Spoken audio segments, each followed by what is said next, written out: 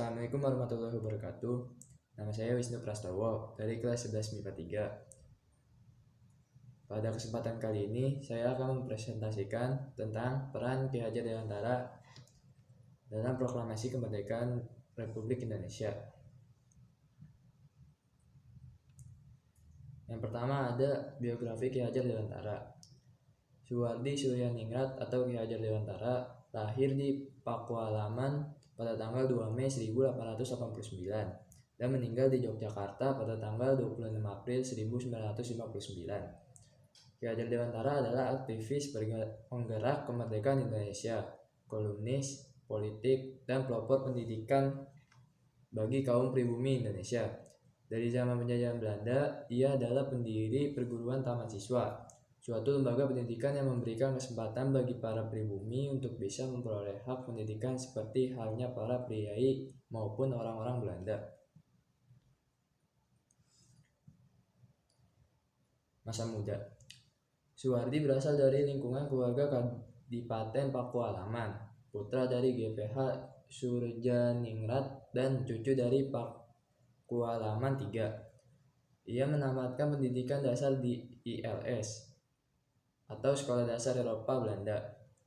Kemudian sempat melanjut ke Stovia, Sekolah Dokter Bumi Putra, tetapi tidak sampai tamat karena sakit.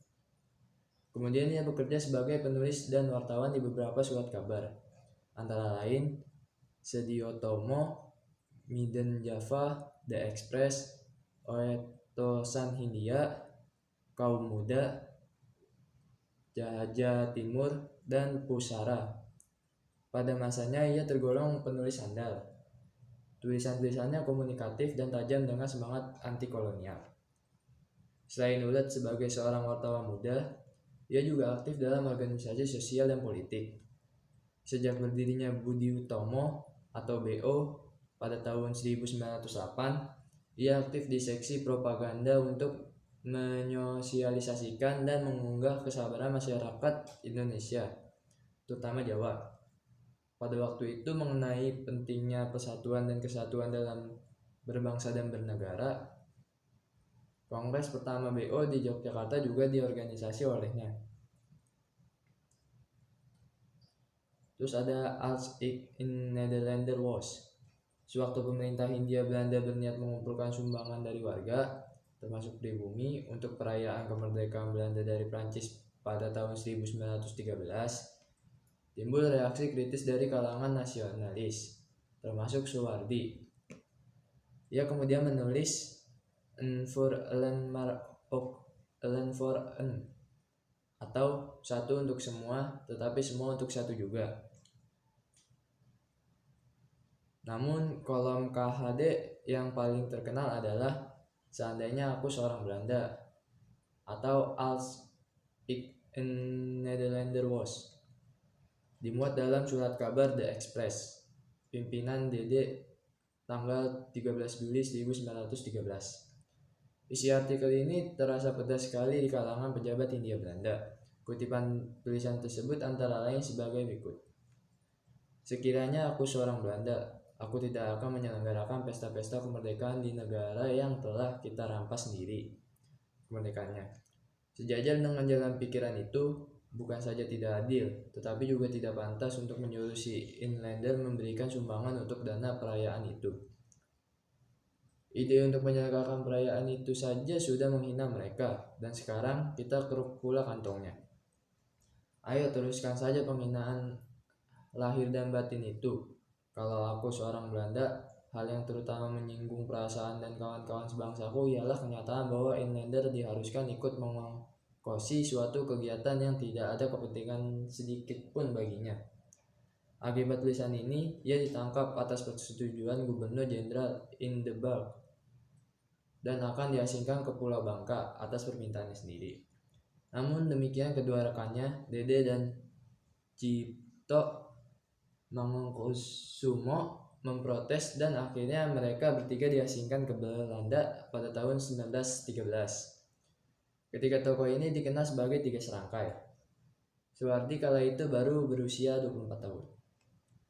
Dalam pengasingan, Dalam pengasingan di Belanda, Soehardi aktif dalam organisasi para pelajar asal Indonesia, Indische Vereniging atau Perhimpunan Hindia. Tahun 1913, dia mendirikan Indonesia Persbureau atau kantor berita Indonesia.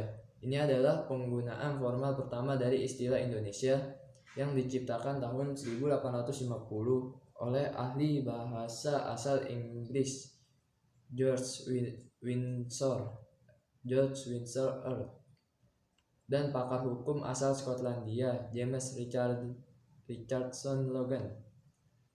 Disinilah ia kemudian merintis cita-citanya memajukan kaum pribumi dengan belajar ilmu pendidikan, sehingga memperoleh Europe's Acte, suatu ijazah pendidikan yang bergengsi yang kelak menjadi pijakan dalam mendirikan lembaga pendidikan yang didirikannya. Dalam studinya ini, Soehardi terpikat pada ide-ide sejumlah tokoh pendidikan barat, seperti Froebel dan Montessori, serta pergerakan pendidikan India, Santiniketan oleh keluarga Tagore. Pengaruh-pengaruh inilah yang mendasarinya dalam pengembangan sistem pendidikannya sendiri. Taman Siswa. Soehardi kembali ke Indonesia pada bulan September 1919. Segera kemudian ia bergabung dengan sekolah binaan saudaranya. Pengalaman mengajar ini kemudian digunakannya untuk mengembangkan konsep mengajar bagi sekolah yang ia dirikan pada tanggal 3 Juli 1922 yang bernama National Underwich Institute Taman Siswa atau Perguruan Nasional Taman Siswa. Saat ia genap berusia 40 tahun, menurut hitungan penanggalan Jawa, ia mengganti namanya menjadi Ki Hajar Dewantara. Ia tidak lagi menggunakan gelar kebangsawanan di depan namanya. Hal ini dimaksudkan supaya ia dapat bebas dekat dengan rakyat, baik secara fisik maupun jiwa. Semboyan dalam sistem pendidikan yang dipakainya kini sangat dikenal di kalangan pendidikan Indonesia. Secara utuh semboyan itu dalam bahasa Jawa berbunyi ing ngarsa sung tulada ing madya mangun karsa tuturi handayani, yang artinya di depan memberi contoh, di tengah memberi semangat, di belakang memberi dorongan. Semboyan ini masih tetap dipakai dalam dunia pendidikan rakyat Indonesia, terlebih di sekolah-sekolah perguruan taman siswa. Ya, segitu saja yang bisa saya sampaikan. Mohon maaf bila ada salah kata. Akhir kata, Assalamualaikum warahmatullahi wabarakatuh.